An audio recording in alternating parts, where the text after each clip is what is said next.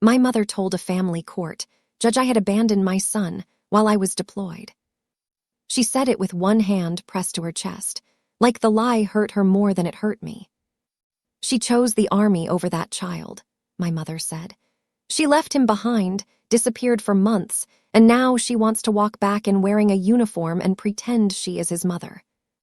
The courtroom went quiet. Not silent, quiet. There is a difference. Silent means nobody knows what to say. Quiet means everyone wants to hear what happens next. My sister sat behind my mother in a navy dress, holding a tissue she did not need. My father sat beside her with his arms crossed, nodding like a man confirming facts instead of helping build a lie. Across the aisle, my son's temporary caregiver, Grace, sat with both hands locked around her purse and her jaw tight enough to shake. I was at the other table in my Army service uniform, sitting straight, both hands folded over a thin black folder. The judge looked at me.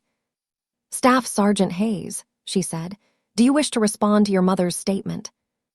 My mother looked over her shoulder at me. My sister smiled. Not a big smile. Just enough. Just enough to tell me they thought they had finally found the one accusation I could not survive. A bad daughter is one thing, a selfish soldier is another. But a mother who abandoned her child, that was the weapon they had chosen. I looked at my mother, then at my father, then at my sister. I said nothing. Not because I had no answer. Not because I was afraid. And not because the accusation was true. I stayed quiet because 20 minutes earlier, Captain Avery Cole from the Legal Assistance Office had texted me from courthouse security. "Certified family care plan is with me. Let them finish." So I did. I let my mother keep talking. I let my sister keep pretending to cry. I let my father nod. Because when people lie under oath, sometimes the kindest thing you can do is give them enough room to finish the sentence. Before I tell you how my own family tried to take my son while I was deployed, tell me this in the comments. If your family used your child against you in court, would you speak first, or would you wait for the file? My name is Talia Hayes. I was 32 years old, a staff sergeant in the United States Army, and the mother of a 7-year-old boy named Miles. Miles had my eyes, his father's chin, and his own private universe of facts about dinosaurs, weather, and why pancakes tasted better when cut into triangles. His father, Daniel, had died when Miles was 3. A car accident on a wet road. After Daniel died, my family stepped in loudly. Not gently. Loudly. My mother, Patricia, said Miles needed real family around him. My father, Owen, said the Army was no place for a single mother. My sister, Lacey, said she would help, as long as it did not become a lifestyle expectation, which was how Lacey offered support, by insulting you before you accepted it. At first, I was grateful for any help. Grief does that. It makes bad help look like shelter. My mother watched Miles twice a week, while I adjusted to single parenting and duty schedules. But over time, help turned into ownership. My mother started correcting me in front of Miles. "Mommy is too strict. Mommy is tired from work. Mommy does not understand what children need. Grandma knows." At first, I handled it privately. Then firmly. Then with boundaries. The boundary that started the war was school pickup. My mother showed up one afternoon and tried to take Miles out early because she wanted ice cream time. The school called me because she was not listed for unscheduled pickup. My mother was furious. She said, "I am his grandmother." I said, "You are not his parent." She did not speak to me for 11 days. Then came my deployment orders. Not a surprise deployment, not sudden, not secret. I had known it was possible, and because I was a single parent, I had prepared the way the Army requires you to prepare. Family care plan. People outside the military hear that phrase and think it means a note on a fridge. It does not. For a single parent in uniform, a family care plan is not decoration. It is the document that tells the Army exactly who cares for your child if you deploy, train, mobilize, or become unavailable. It names caregivers. It outlines finances, school contacts, medical authority, transportation, emergency procedures, and all the unglamorous details that keep a child's life from becoming chaos because a parent serves. I did mine carefully. I did not name my mother. That was the insult she never forgave. I named Grace Wallace. Grace had been Daniel's older cousin and my closest friend since the funeral. She lived 10 minutes from Miles's school. She was a pediatric nurse. She had watched Miles overnight before. She knew his asthma triggers, his bedtime routine, his fear of automatic hand dryers, and the fact that he needed the hallway light left on but would deny it if asked directly. More importantly, Grace respected me as Miles's mother. My mother respected me only when I obeyed. Before deployment, I sat everyone down in my kitchen. My mother came with her purse still on her shoulder, already offended. My father stood near the sink and crossed his arms. Lacey sat at the table scrolling through her phone until I said, "If you want to have an opinion, you have to listen."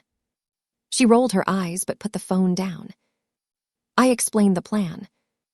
Grace would be the designated temporary caregiver. Miles would stay in his school. I would send monthly support to Grace for food, clothes, activities, and medical expenses. My mother and father could visit on scheduled weekends if they respected the routine.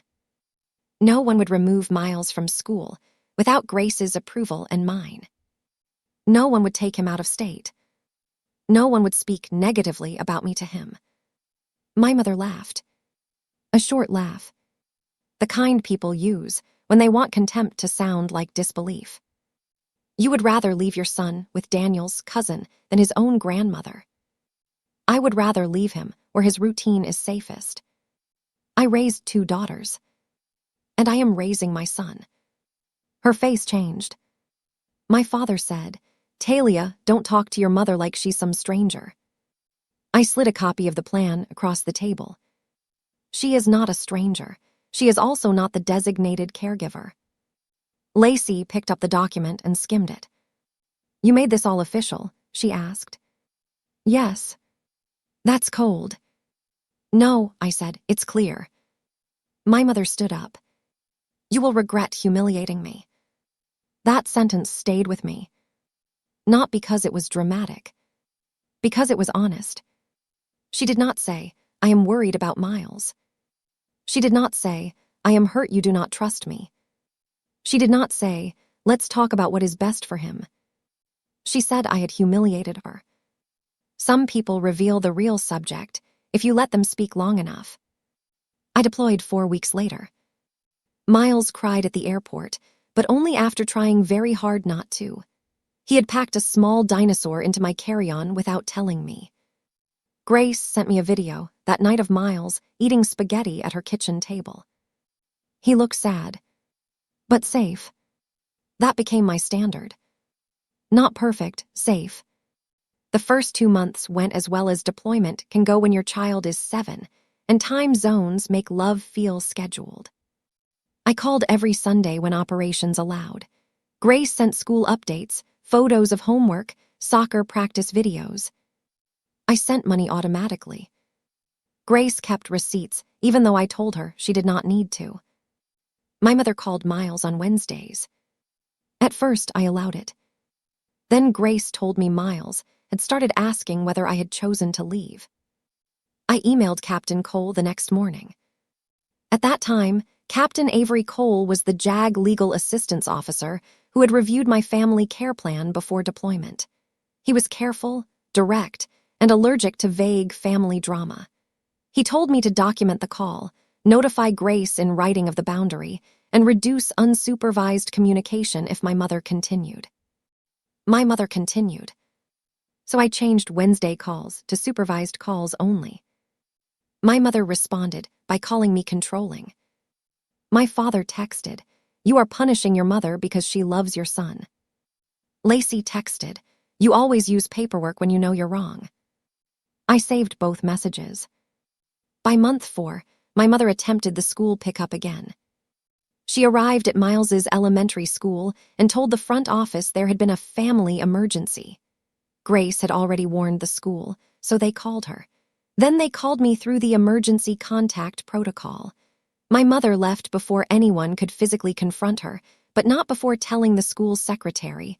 That boy's mother abandoned him. Grace cried when she told me. Not because she was scared of my mother. Because Miles had been in the hallway and heard the word abandoned.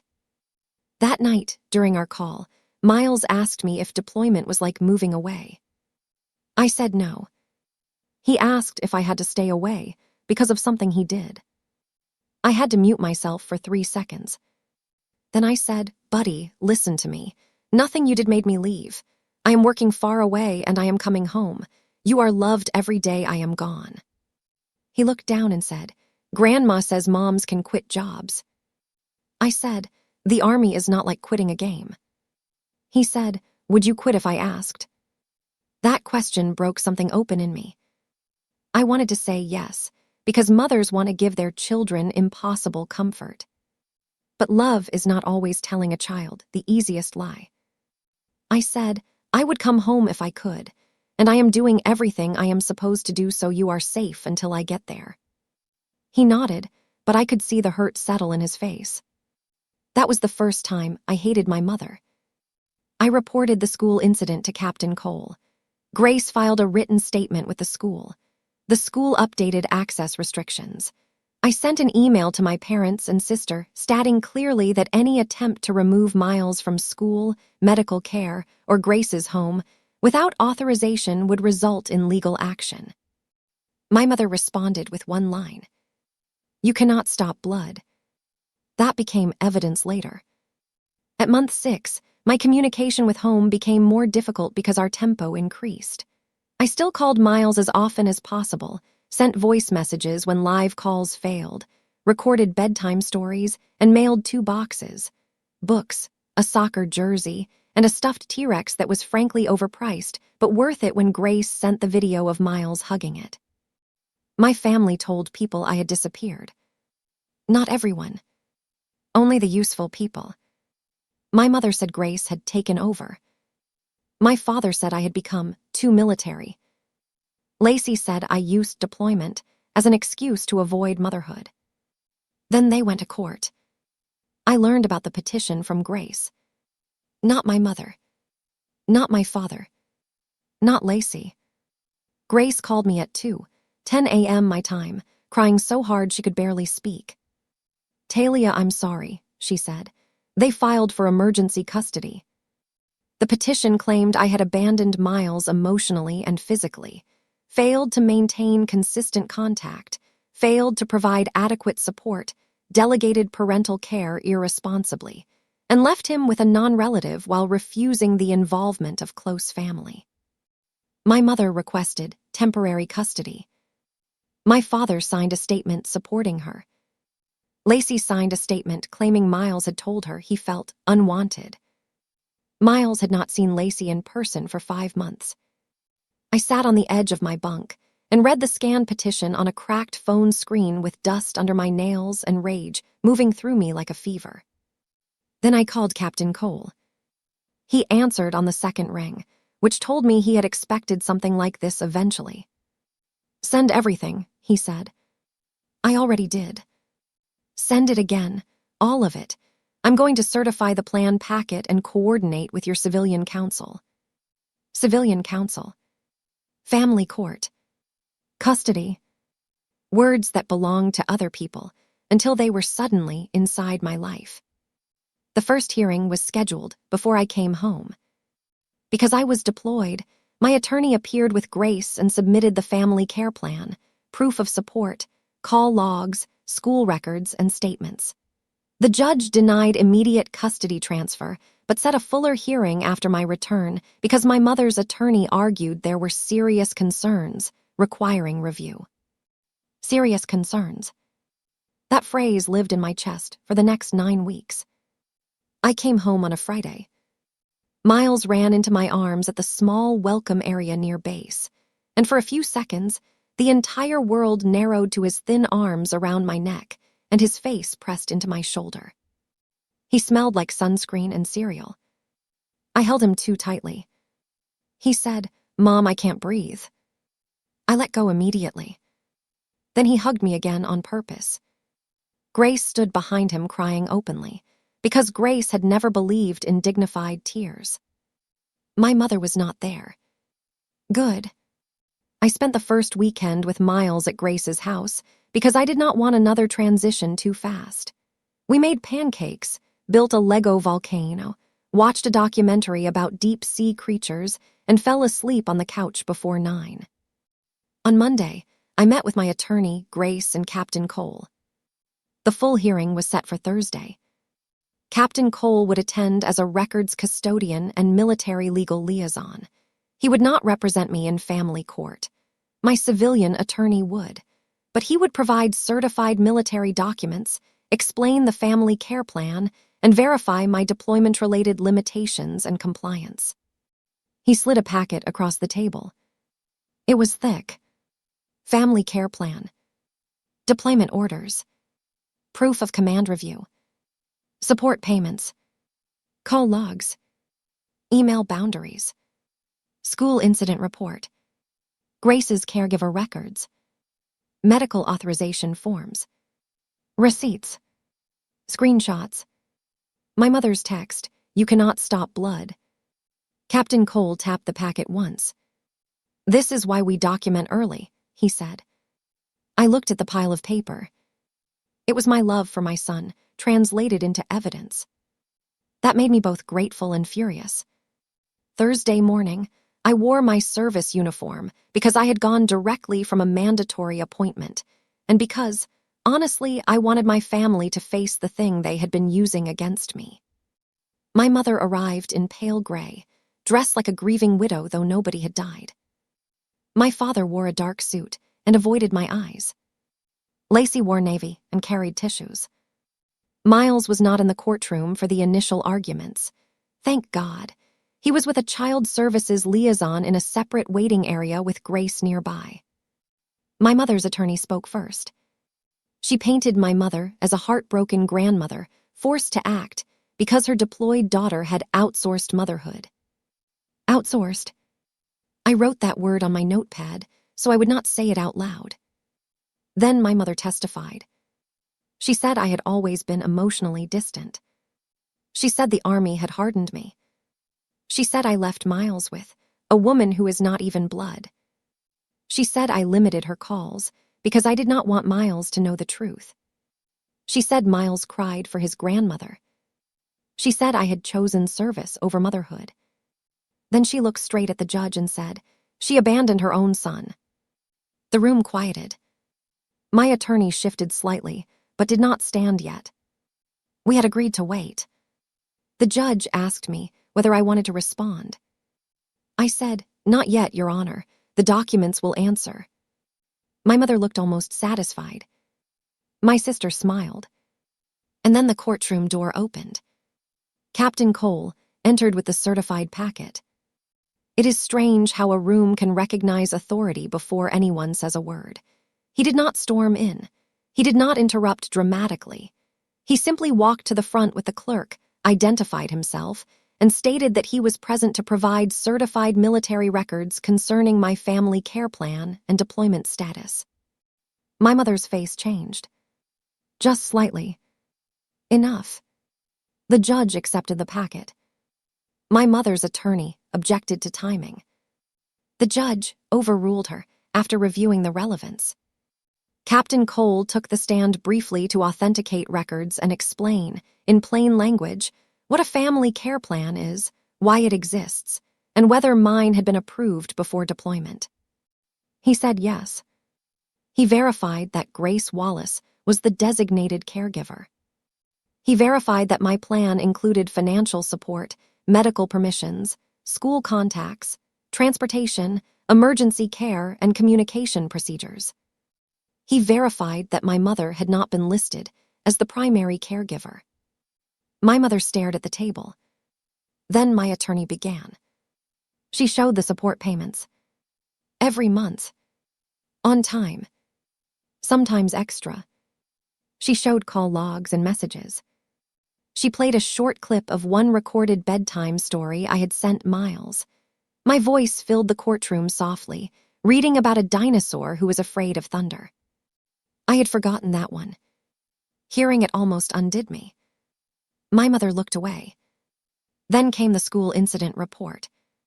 The judge read silently for a long moment. "Mrs. Carter," the judge said to my mother, "did you attempt to remove the child from school during the mother's deployment?" My mother lifted her chin. "I tried to see my grandson." That was not my question. My mother hesitated. "Yes." "Were you authorized to remove him?" "I am his grandmother." The judge looked at her over the page. That also was not my question. My father shifted in his seat. Lacey stopped pretending to cry. My attorney submitted the email where I had set boundaries. Then the text. "You cannot stop blood." The judge read it twice. The courtroom felt colder. My mother's attorney tried to redirect. She said the message reflected emotional distress, not intent. Then Grace testified. Grace was nervous. Her voice shook at first, then steadied. She described Miles's routine. His school. His asthma plan. His calls with me. The money I sent. The birthday package. The bedtime recordings. The day my mother came to the school. The way Miles asked whether I had abandoned him after hearing Grandma say it. That last part changed the room. Even the judge's face tightened. My mother whispered, "I never meant for him to hear." My attorney turned slowly. "But you did mean to say it." No answer. That silence was the first honest thing my mother gave the court. Then my sister was called. Lacey tried to help my mother. She really did. She said Miles seemed sad. She said he missed family. She said I was controlling. She said I made everything about rules. My attorney asked when Lacey had last spent time alone with Miles. Lacey blinked. "I don't know exact dates." My attorney did. Because Grace kept calendars. The last time was 7 months earlier, before deployment. Then my attorney asked about the statement claiming Miles felt unwanted. "Did Miles say those exact words to you?" Lacey looked at my mother. The judge noticed. Lacey said, "Not exact." "What did he say?" "He said he missed his mom." My attorney let that sit. "So your statement that he felt unwanted was your interpretation?" Lacey's face reddened. I was concerned. No further questions. My father did not testify. I think his attorney advised against it after watching the room turn. Then it was my turn. I stood, walked to the stand, swore to tell the truth. And for the first time that day, I looked directly at my mother while speaking. I told the court I loved my son. Not in speeches, in specifics. The inhaler in the blue pouch. The dinosaur nightlight. The school pickup password. The fact that Miles got stomachaches when adults argued near him. The way he pretended not to need comfort when he needed it most. The reason I chose Grace. The reason I did not choose my mother. My mother cried when I said that. I did not stop. I explained the family care plan. The calls. The support. The boundaries. The school incident. The damage caused by the word abandoned. Then my attorney asked the final question. "Staff Sergeant Hayes, did you abandon your son?" I looked at the judge. "No, Your Honor. I prepared for him. I provided for him. I called him. I protected him. And when my mother tried to use my deployment to take him from me, I came home and answered with records." The courtroom stayed quiet. This time, it was real silence. The judge took a recess. Those 20 minutes in the hallway felt longer than the deployment. My mother tried to approach me once. Captain Coles stepped slightly closer, not blocking her, just existing with enough official calm that she stopped. Lacey whispered, "You didn't have to embarrass Mom like that." Grace turned so fast, I thought she might actually swing her purse. I touched her arm. Then I looked at my sister. She tried to take my child. Lacey said nothing. My father sat at the end of the hallway, elbows on knees, face in his hands. I wondered if he was ashamed. Then I decided it did not matter. Shame that arrives after evidence is not character. It is weather. The judge returned. Everyone stood. The decision was clear. My mother's petition was denied. The court found no evidence that I had abandoned Miles, failed to support him, or acted against his welfare. The judge specifically noted that the family care plan was lawful, detailed, and followed. She also noted serious concern that my mother had attempted to interfere with school pickup and had used harmful language around the child.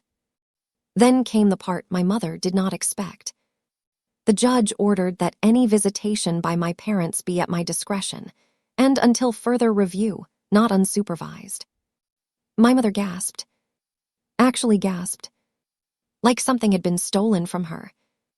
The judge looked at her and said, "Mrs. Carter, this court is not persuaded that your actions were protective rather than punitive." Protective rather than punitive. That sentence should be carved into the door of every family that confuses control with love. My mother sat down hard. Lacey began crying for real.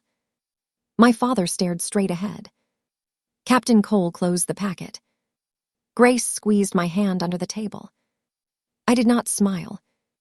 This was not victory in the way people imagine victory. My son had still been hurt. My family had still said those words. I had still spent months overseas wondering whether the people who raised me were building a case to take the person I loved most. Winning did not erase that. It only stopped it from continuing. Outside the courthouse, my mother finally spoke to me. "You took him from me," she said. I stared at her. For a moment, I saw all of it. Not just that day. Every correction. Every undermining comment. Every time she called herself grandma like it outranked mom. Every time she treated my service as abandonment and my boundaries as cruelty. "No," I said. "You tried to take him from me. The judge stopped you." She shook her head. "You'll need us one day." Maybe she expected that to land like a curse. It didn't. "I needed you to tell the truth," I said. "You couldn't." My father said quietly, "Talia, enough." I turned to him. He looked tired. But tired is not the same as innocent. "You signed the statement," I said. He looked away. That was all the answer I needed. Grace drove me to the waiting center where Miles was coloring at a small table. He looked up when I came in. Children can read adults faster than adults can read court orders. He asked, "Do I go home with you?" I knelt in front of him. "Yes." He looked past me at Grace. "With both of you." Grace laughed through tears. "For pizza first," she said. Miles nodded very seriously. "Can we get breadsticks?" I hugged him. This time, he did not tell me he couldn't breathe. The weeks after court were strange. People expected celebration. I felt mostly exhausted. My mother told relatives the judge had been biased toward the military. My father said the court overcorrected. Lacey posted something online about how some people weaponize paperwork against family love. Grace sent me the screenshot. I stared at it for a long time. Then I blocked my sister. My mother tried letters. Then texts. Then gifts for Miles, which I returned unopened after discussing it with a counselor. He did not need presents tied to confusion. We found him a child therapist who understood military families. That was important. At the first session, he asked whether Grandma was in trouble because of him. I told him no. Adults are responsible for adult choices. He asked if I would leave again. I told him the truth carefully. The Army may send me places again, but if that happens, we will make a plan and you will know where you are, who is caring for you, and how much I love you. He thought about that. Then he said, "Can Grace still be in the plan?" "Yes." Good, she cut sandwiches right. That was Miles. Months passed. We rebuilt. Not quickly. Rebuilding trust with a child is not a montage. It is school mornings, therapy appointments, bedtime questions, ordinary dinners, and answering the same fear gently every time it returns wearing a new shirt. Miles slept in my room for the first 2 weeks, then in a sleeping bag beside my bed, then in his own room with the hallway light on. I let the process be slow. I had learned what my mother never did. Love does not force closeness to prove itself. Captain Cole checked in once after the order became final. He said, "Keep the certified copy somewhere safe." I said, "I made 3 copies." I assumed. He almost smiled. I thanked him. He said, "You did the hard part." I thought about that after we hung up. The hard part had not been court. Not really. The hard part was accepting that my mother was willing to wound my son to punish me. The hard part was letting go of the fantasy that if I explained enough, documented enough, loved enough, served enough, my family would finally respect the line between help and control. Some families do not misunderstand boundaries. They understand them perfectly. They just hate where you put them. My family expected court to shame me. They thought motherhood was the one battlefield where my uniform would work against me. They thought a deployed mother could be painted as absent, cold, selfish, replaceable. They forgot that preparation is also love. They forgot that care can be documented. They forgot that silence is not surrender when a certified packet is walking through security. If you have ever been accused by people who counted on your exhaustion, you know what I mean. There is a special kind of betrayal in being attacked for the very sacrifices you made responsibly. And there is a special kind of peace in watching the truth arrive neatly labeled, page by page, impossible to interrupt. My mother told the judge I had abandoned my son. The family care plan showed I had protected him. My sister smiled. The call logs showed I had called. My father nodded. The school report showed what they had tried. I said nothing. Then the JAG officer opened the file. And for the first time in months, the room stopped listening to the loudest person. It listened to the record.